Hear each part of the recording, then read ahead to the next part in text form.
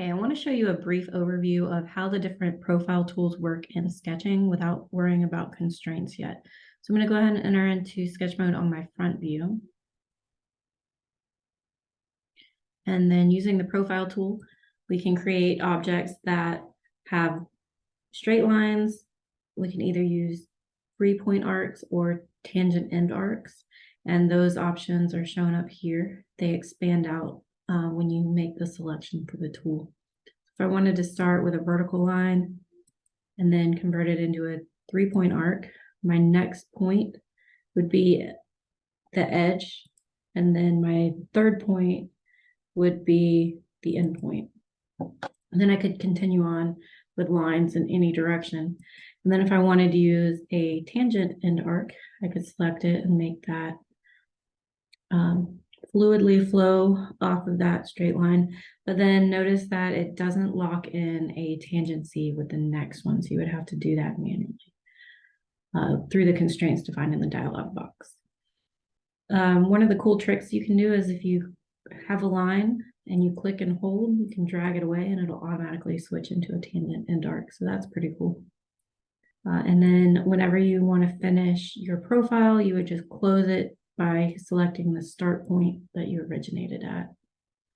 Oops, I guess I missed that. I'm going to Control Z and try that one more time. And then it's going to highlight an orange first and then deselect to see what your profile looks like. Now, this isn't really the shape I'm going for, but it gives you an idea of how the profile tool works. Some of the other tools that we have available to us, I'm just going to delete this one. We have the square. We also have underneath that elongated slots. We have cylindrical elongated slots. We have keyholes, and we can create different size rectangles or like rhombuses, parallelograms of any shape with this one. The regular rectangle is going to start with a corner and go to the other corner. Whereas if you use the center rectangle, you're really placing it in the middle and it's expanding from both sides. If you are using the elongated slot, you're going to place 2 points to indicate how long the slot is, and then you're going to expand out to the diameter. Radius, rather. With the keyhole, it's similar. You're going to place the first point to be the center of the circle, how long the keyhole is, and then you're going to expand out in both directions. And then you can change the magnitude of both of those, the arcs, separately. Under the circle, we have the center circle, which works very similar to the center rectangle. It's going to place the midpoint and then expand out. If you use the 3-point circle, then it's going to allow you to place literally 3 points on the edges of the circle. It moves a little bit around, but if you have something that you need to be coincident to the edge of another feature, then that can be a great one to use. You can also use arcs. The center arc, you'll place the first midpoint, expand out to the edge, and then rotate around as far as you want the arc to go.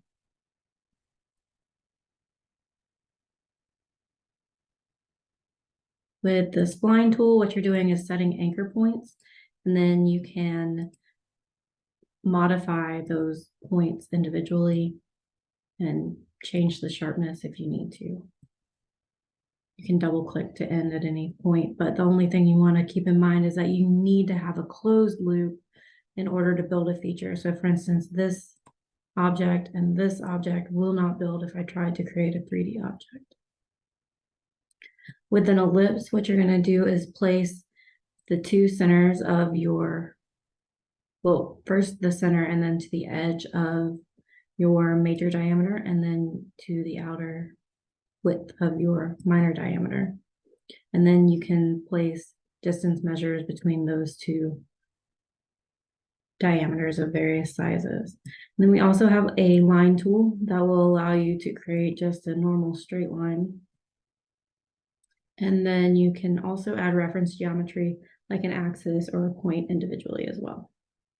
So those are the standard profile tools Notice I don't have any constraints on here, so everything is moving around. So if you want these to actually be features that you're going to build into 3D objects, you have to put those constraints on there. We'll look at that in another video.